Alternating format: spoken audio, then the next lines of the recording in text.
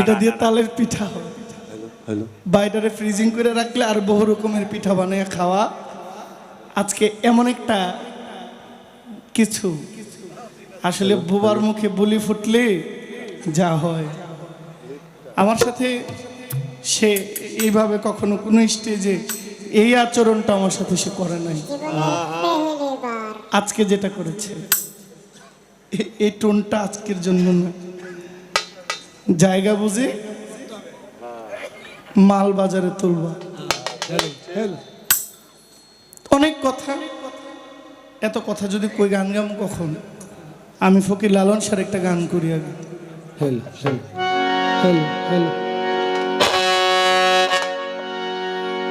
এক জায়গায় একটু ধরলাম, এত জ্বলছে, হ্যাঁ একটু জিজ্ঞেস করলাম, প্রশ্ন তো করি নাই, খালি প্রথম মঞ্চ জিজ্ঞেস করছি, এতে আপনার ফাটছে। আর যদি টাইট করে ধরি তাই তো আমার এখানে জবাই করে যাইবেন। আমি আগে আপনাকে একটা কথা বলি, খাদিজা ভান্ডারীকে বলবো, দুই নামে যে পাড়া দেয় ওই ব্যক্তির নির্ঘাত মৃত্যু। আমাদের আঞ্চলিক ভাষায় বলে, একটা বিশ্রী কথাই বলে, এটা আমি বলবো না। একজনের জামাই আছে, জামাই ছাড়া আরেকটা থাকলে ওইটারা কি কয়? আচ্ছা আমি এটা না কই, হয় জামাইয়ের মন রাখবেন নাইলে হেডের মন রাখবেন, দুইটা একসাথে চালাইলে জীবন টিকবো না। কি আপনি প্রথমত একটা আদবের খেলাপ করেছেন, যেহেতু বলেছেন যে নবুয়তটা, যে পৃথিবীর বিশ্বের গুরু হইলেন নবী রহমতুল্লিল।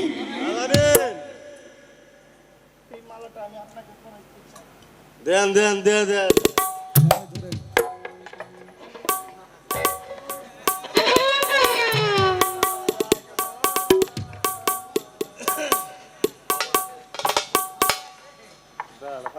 এটা আমি কেন দিলাম, তার এই কথাটার মধ্যে খুব সম্মান ছিল।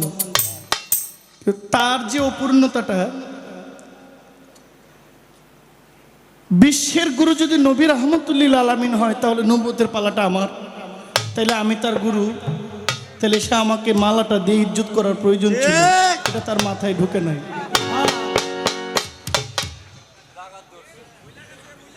এটা তার মাথায় ঢুকে মানে কাঁথা সেলাই করতেছে ঠিকই, পিছনে গিটুটা ছোট মানুষ, এটা দিন শেষে টান দিলে তো বেরবের বেরবের বেরবের বেরবের। কাঁথা সেলাই করার আগে আইল ঠিক করেন, সেলাইটা কোন দিকে যাবে, গিটু দেওয়া শিখেন। মাতাল কবি রাজ্জাক দেওয়ান বলছেন, যেই পাতিলে রান্না খাইবা পাতিলের নাই তলায় আমার মন পাগেলা, দিন ফুরাইলে ভাঙ্গা যাবো এই রঙের না। আমি আপনাকে এই কথাগুলো বলতাম না, আজকে আপনার রূপটা একটু ভিন্ন দিকে, একটা জালালি একটা ভাব দেখতেছি। তো আপনি যত জালালি হইবেন আপনার ভাই তত জালালি হইতে পারে। আর আপনি যে কথা, যেখানে আমাকে আঘাত করেছেন সেখানে আমার আলোচনা আছে।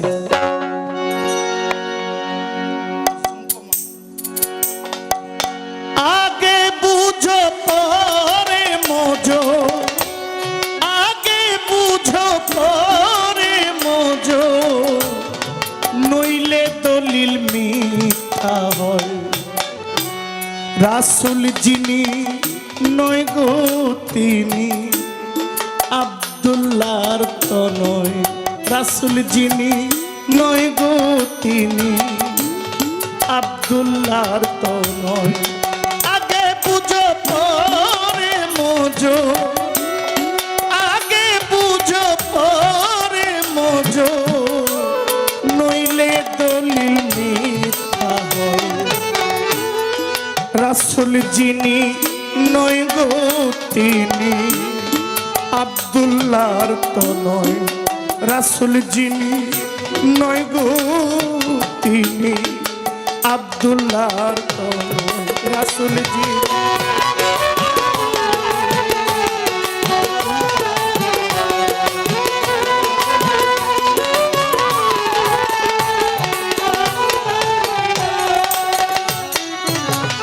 মোহাম্মদ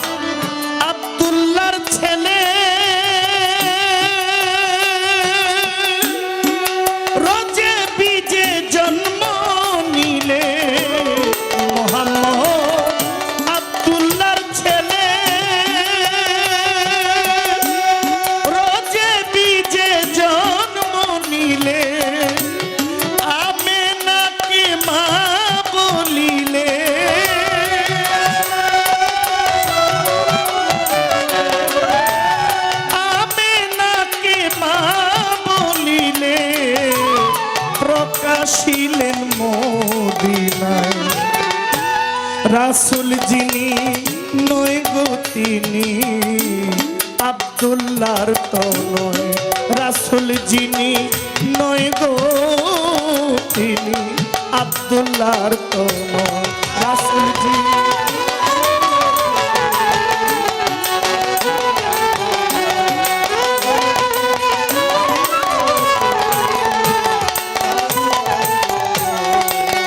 বাবা আমি চেষ্টা করেছি আপনার কথা রাখার জন্য যে 63 বছরের নবী এর আগে কি ওইটা এখানে বলা হয়েছে তনয় মানে সন্তান পুত্র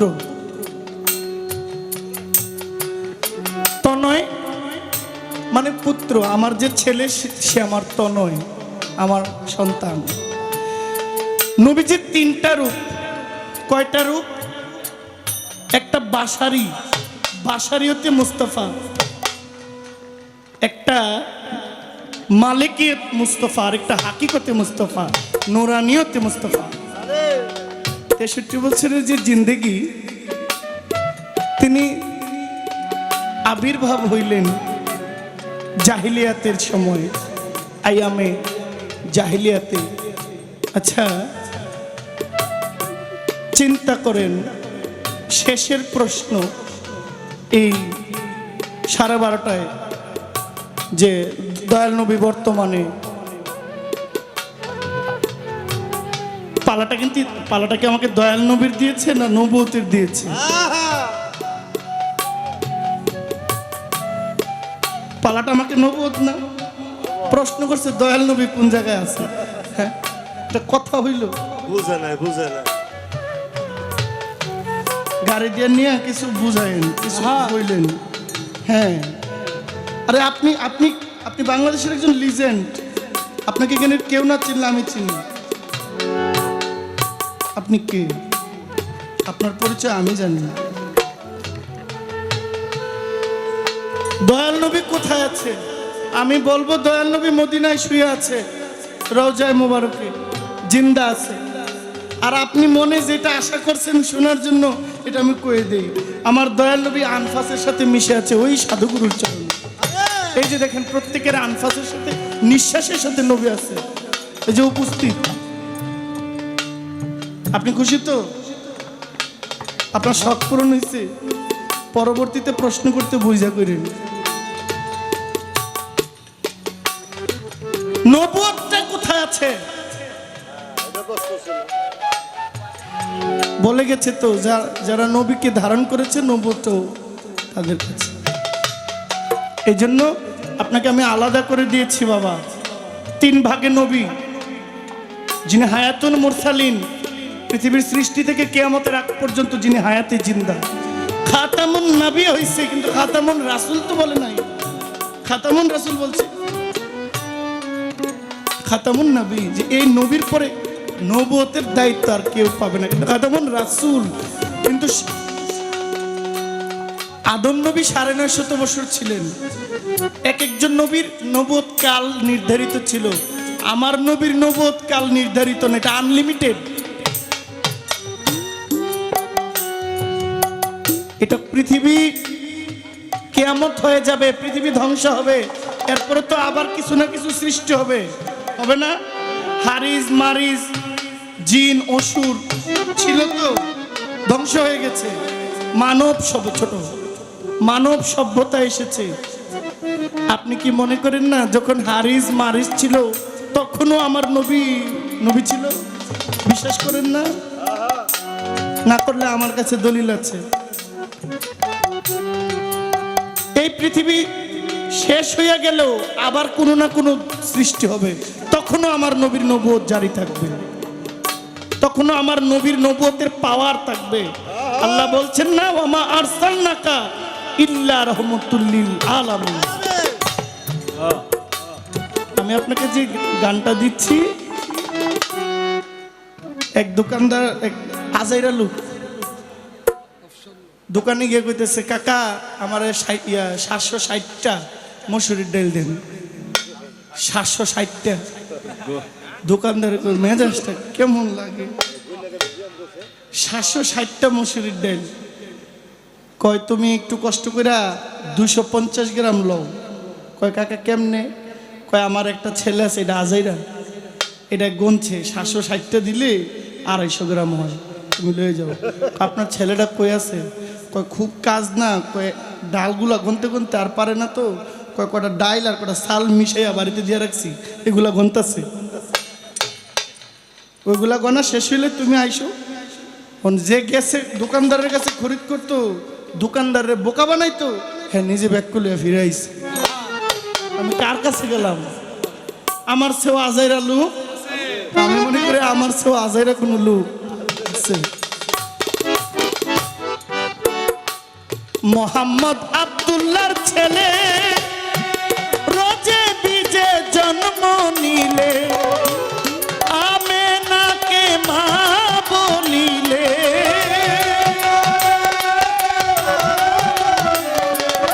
ওই আমেনাকে মা বলিলে প্রকাশিলেন মদিনায়। রাসূল যিনি নয় গো তিনি আব্দুল্লাহর তনয়, রাসূল যিনি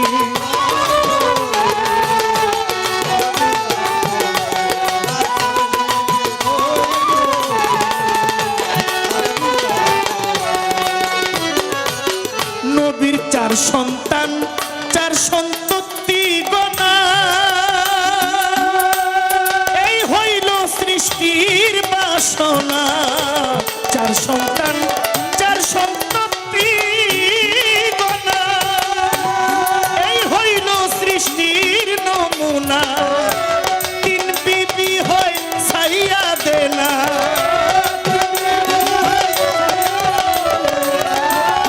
3 বিবি হয় ছাইয়ে দেনা, 11 জন বাদ পড়ে রয়। রাসূল যিনি নয় গো তিনি আব্দুল্লাহর তনয়, রাসূল যিনি নয় গো তিনি আব্দুল্লাহর তনয়। রাসূল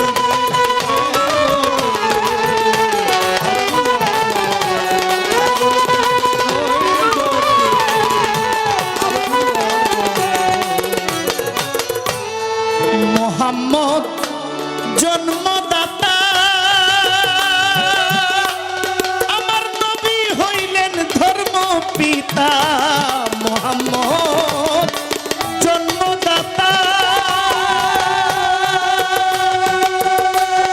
নবী হইলেন ধর্মের পিতা।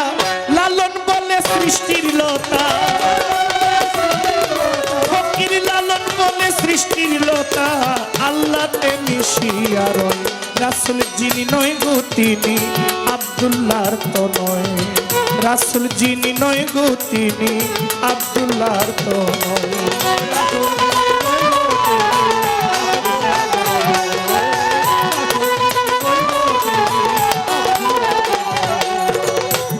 প্রশ্ন করলেন, আপনি বলবেন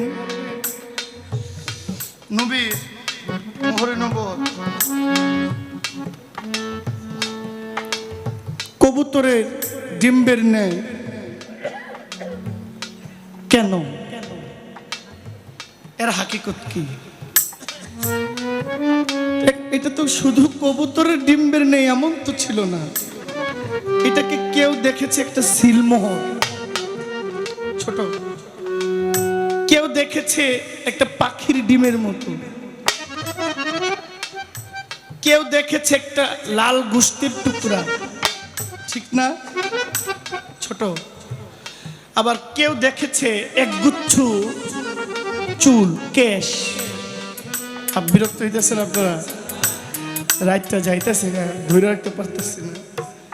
সালমান ফার্সি, হযরত সালমান ফার্সি আমার নবীর মোহরে নবুয়ত দেখে, সে ছিল একজন দাস, খরিদ করা কৃতদাস।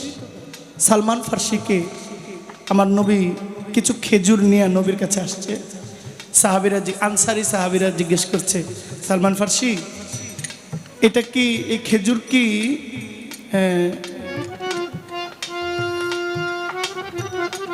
এটা কি তুমি সাদকা মানে সৎকা হিসেবে এনেছো? একটা সৎকা হয় না, নাকি গুরু দক্ষিণা হিসেবে এনেছো? তো সৎকা কাকে দেয়? যারা মিসকিন সচরাচর তাদেরকে সৎকা দেয়। তা আমার নবী কি সালমান ফার্সি থেকে সৎকা নিবে? আনসারি সাহাবীদের প্রশ্ন জবাব, আমি সৎকা আনছি। যাও, আমার রাসূল সৎকা নিবে, যাও পাল্টাই নিয়ে আসো। সালমান ফার্সি আবার গেছে। ছোট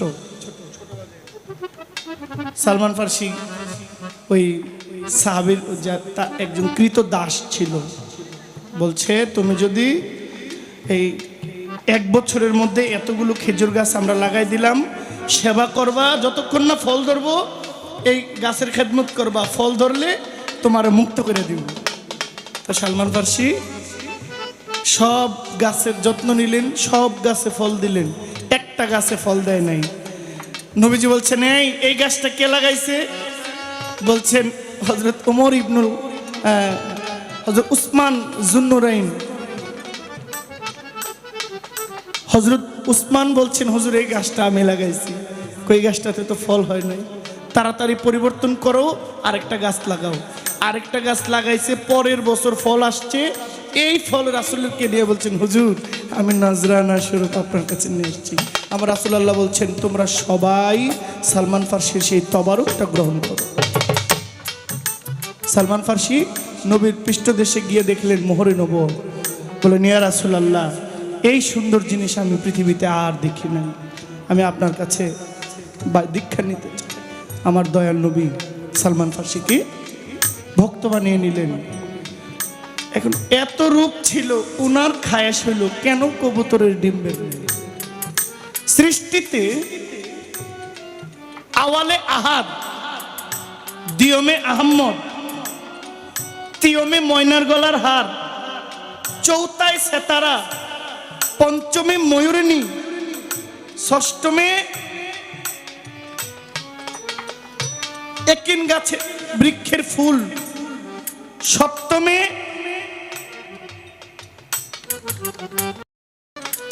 এভাবেই তো, অষ্টমে দুনিয়ার কুল। 8টা স্তর পার হইলেন। ডিম্ব আকারের ন্যায় আল্লাহ পাক ছিলেন, যেখানে আত্মা রূপে আমার মা ফাতেমা ছিলেন উপরের খোসা রূপে। মা ফাতেমা ছিলেন ডিমের খোসা, আর ডিমের ভিতরের সাদা পাতলা একটা পর্দা থাকে, সেটা ইমাম হাসান, এরপরেরটা ইমাম হুসাইন, এরপরেরটা আমার মাওলা আলী, এর ভিতরেরটা আমার রাসূল পাক সাল্লাল্লাহু আলাইহি ইসলাম। আর ওই ডিমের যে আত্মা, একটা ডিম, এটা তাপ দিলে এটা থেকে বাচ্চা বের হয়, নিশ্চয়ই এটার মধ্যে আত্মা আছে। আত্মারূপে ছিলেন আমার সাই প্রভু নিরঞ্জন। সৃষ্টিতেই তারা ডিম্ব আকারের ন্যায় ছিলেন, এবং পরবর্তীতে আমার নবীজিকে ধাপে ধাপে সাজিয়ে রেখেছেন ময়ূরী রূপে। আমার নবীজির সামনে একটা আয়না গেছে, যখন আয়না রূপের সামনে গেল, ময়ূর তার নিজের রূপ দেখলেন, এই শরীর থেকে ঘাম ঝরলেন 12 ফোঁটা। আমার সেই ময়ূর সেদিন পূর্ব দিকে ফিরে 5টা সেজদা দিয়েছেন, শুকরানা সেজদা। সেজদা দিয়ে বলছেন ইয়ামান রাব্বুকা, আমি আমার সৌন্দর্য দেখে পাগল হয়ে গেছি। সেই দিন দেহের ঘামগুলো যখন পড়ে গেছে, আল্লাহর কাছে বলছেন আল্লাহ আমরা তো সেই ময়ূরের অঙ্গে ছিলাম, এত দামি এক বস্তুর থেকে আমরা আলাদা হয়ে গেছি, আমরা কি বিফলে যাব? সেই দিন 12 ফোঁটায় আকাশ বাতাস চন্দ্র সূর্য লৌহ কলম জীব মানব দানব ফেরেশতা ইনসান প্রত্যেক কিছু আল্লাহ ওই ময়ূরের অঙ্গের ঘাম দ্বারা সৃষ্টি করেছেন। এই জন্য মুসলমানের 5 ওয়াক্ত নামাজ ওইখান থেকে শুরু, এবং পূর্ব দিকে ফিরে সেজদা দেওয়ার কারণে আমাদের খুতবাটা এখনো পূর্ব দিকে ফিরেই পাঠ করতে হয়।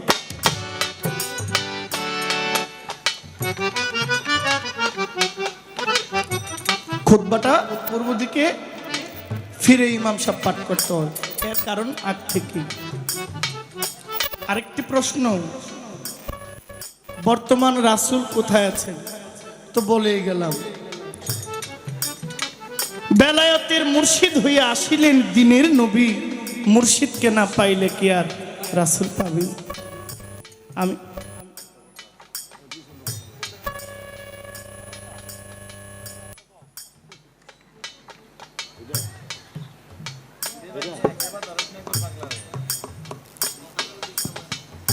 আমি আমার বন্দনা গানের পরে আমি যেই কথা বলেছি আমি এখনো এই কথাটাই বলবো।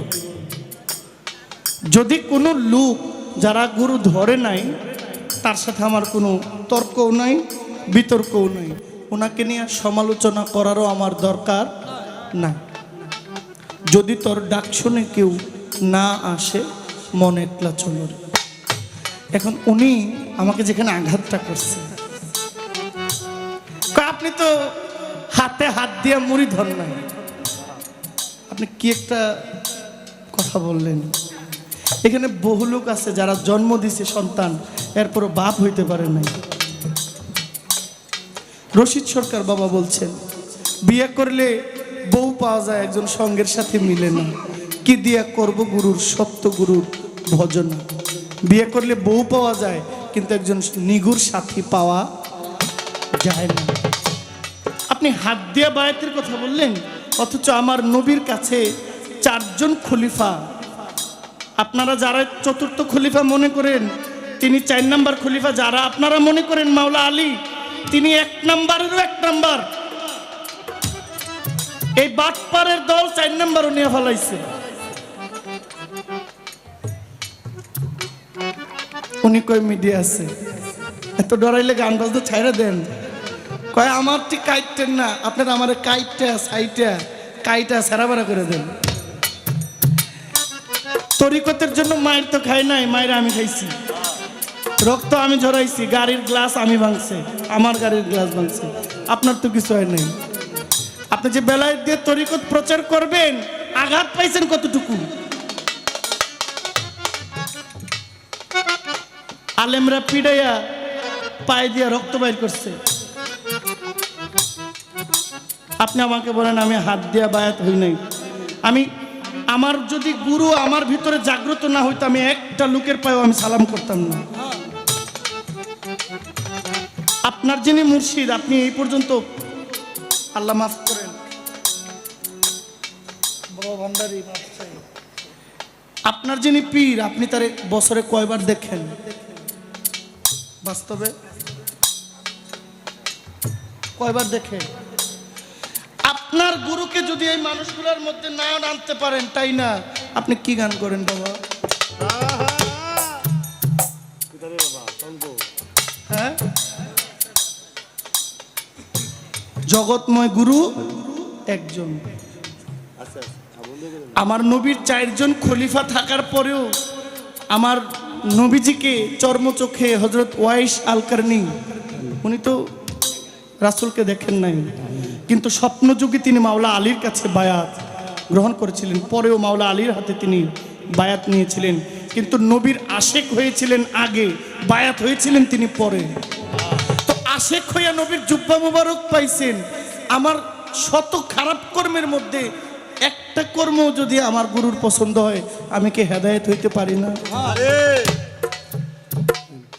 আপনি হাত দিছেন, কত দুনিয়াবি একটা উত্তর দিই। এমন কত লোক সন্তান জন্ম দিছেন, অথচ যারা জন্ম দিছে তারা বৃদ্ধাশ্রমে। জন্ম দেওয়া সন্তান 5 তলাতে, আর যারা জন্ম দিছে সে বৃদ্ধাশ্রমে আসেনি।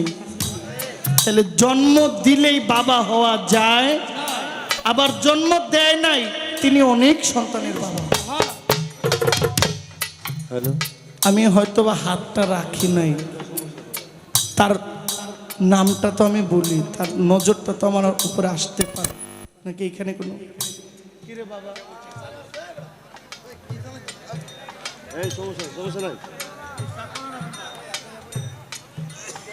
আমার মনে হয় এটা কোনো জায়গায় ষড়যন্ত্র চলতেছে, হইতেও পারে। হ্যাঁ, ষড়যন্ত্র হইতে আল্লাহ বুঝদান করুক।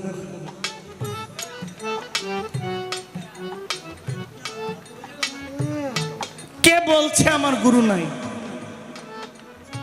তাহলে আমার শব্দটা আসে কোত্থেকে? আমার শব্দটা আসে কোত্থেকে? যদি শব্দটা আসে নিশ্চয়ই আমার এখানে গুরু একজন আছে। আমি আপনাদের দেখাইতে পারবো না, এটা আমার ব্যর্থতা।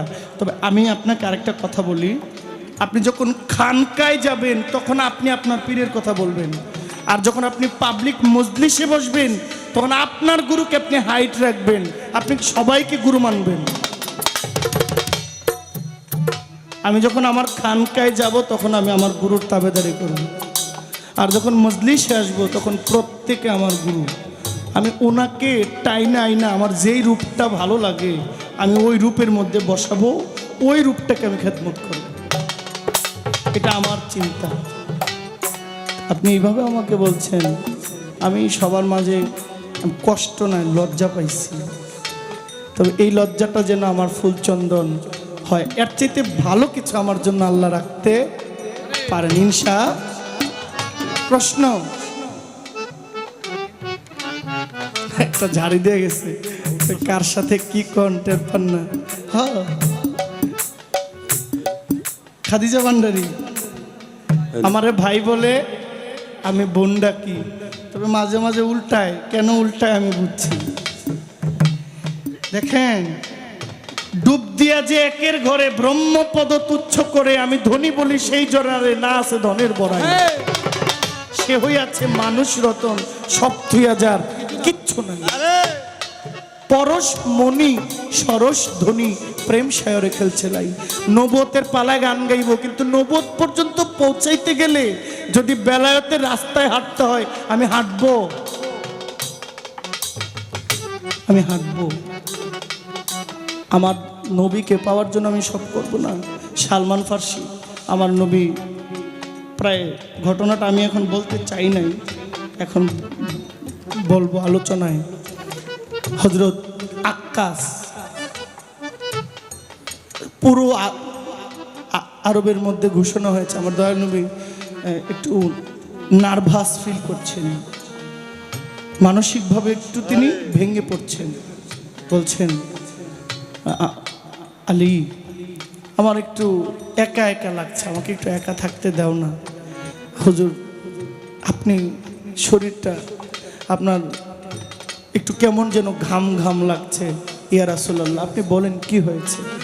আমার নবী টের পেয়েছিলেন যে কিছু একটা ঘটতে চলেছে। বলছেন, আমি যদি কারো কাছে ঋণী থাকি একটু জানিয়ে দাও, যদি কেউ আমার কাছে কিছু পায় আমি বিদায় হওয়ার আগে আমি তার ঋণটা আমি পরিশোধ করব। সবাই জানছে, সবাইকে বলছে যে আমার নবীর কাছে কি কেউ কিছু পাও? সবাই বলছেন না, আমরা রাসূলের কাছে কিছুই পাই না, বরং রাসূল নিজে আটার বস্তা কাঁধে করে আমাদের জন্য আমাদের ঘরে ঘরে পৌঁছাই দিয়ে গেছে। আমরা নবীর কাছে কি পাই? ওই আক্কাস শুনেছিল যে মোহরে নবুয়ত কেউ যদি দেখে আর কেউ যদি এটার প্রতি সম্মান করে তাহলে তার ভাগ্য খুলে যাবে। ওই চিন্তা করে বাবা আপনারা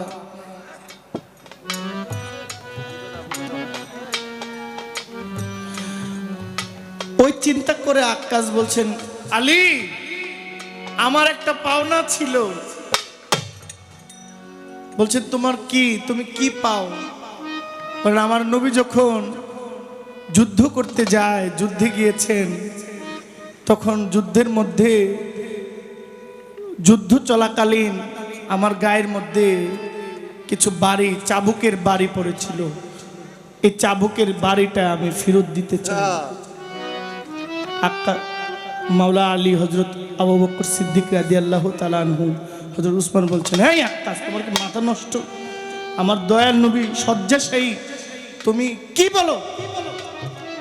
আক্কাস বলে, আপনারাই তো বলছেন কিছু পাইলে দেন আর নাইলে ফেরত দেন, তাহলে আপনি তো আপনাদের কথাই রাখলাম। তোমার যত মন চায়, যদি সত্য হয় আমরা চারজন তোমার সামনে, আমাদের গায়ের মধ্যে যত পারো আঘাত করো, আমরা প্রতি উত্তর দিব না। আমার দয়াল নবীর সাথে এই বেয়াদবিটা কইরো না। আক্কাস বলছেন, ঘটনা আমার সাথে, আপনারা কে? ঘটনাটা তো আমার সাথে, তাহলে আপনারা কেন আসছেন মাঝখানে? যিনি আমাকে দিয়েছেন ফেরত আমি দিলে তাকে দিব, আমি আপনাদেরকে কেন দিব?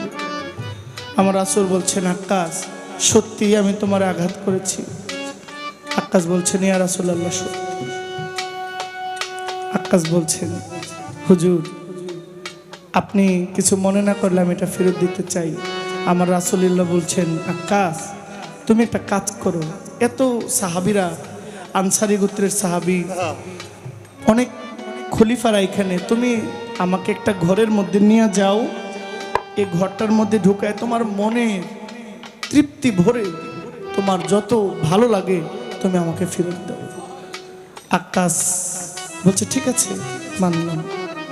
একটা ঘরের মধ্যে গেলেন, গিয়া সেরা নবীজি জুব্বা মোবারকটা কেবল উপর করবে, আক্কাস হুট করে চুমু দিয়ে আমার নবীজির পায়ের মধ্যে জড়ায় ধরলেন। ইয়া রাসূলুল্লাহ আমি আমার জীবনে কত ভুল করেছি, আমি শুনেছি আমার মায়ের কাছে এই মোহরে নবুয়ত দেখলে তার জীবনের সমস্ত পাপ মাফ হয়। ইয়া রাসূলুল্লাহ আমি ভুল করেছি, আমি কৌশল অবলম্বন করেছি, এটা ছাড়া আমার কোনো পথ ছিল না, আমাকে ক্ষমা করে দেন হুজুর, আমি দেখার জন্য এই ছলনা করেছি, আপনি যদি আমাকে মাফ না করেন আমি এখনই জীবন দিব, আমি এই মুখ কাউকে দেখাইতে পারবো না। আমার নবী আক্কাসের হাত ধরে বের হয়ে আসলে বললেন, আক্কাস এর জন্য শুধু তুমি না, তোমার 14 পুরুষ যারা গত হয়েছে এবং 14 পুরুষ যারা আসবে তারা প্রত্যেকেই জান্নাতের অংশীদার হবে।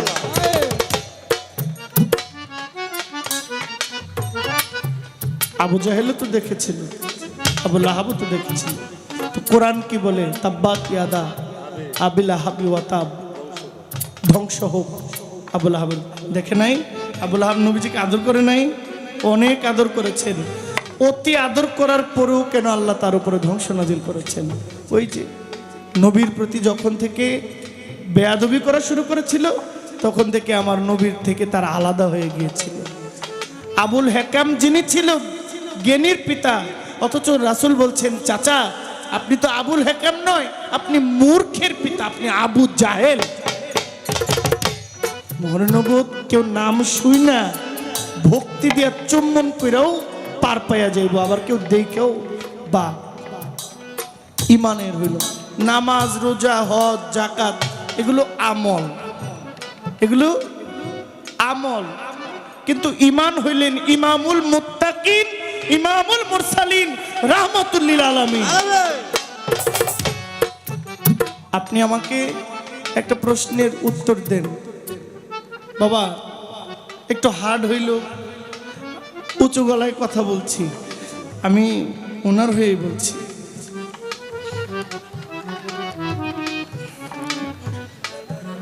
একটা প্রশ্ন করব, একটা, যে বাবা আপনি বলছেন যে বেলায়েত হয় খোদাই শক্তি, সিনার এলেম বলে যারে, এটাই তো যেটা আমাদের মধ্যে একটা ভাবের উদয় হয়েছিল। আমি তো আসলে আপনারা আমার নবুয়ত দিয়েছেন, আমার গন্ডি না, কিন্তু উপায় কি বলেন?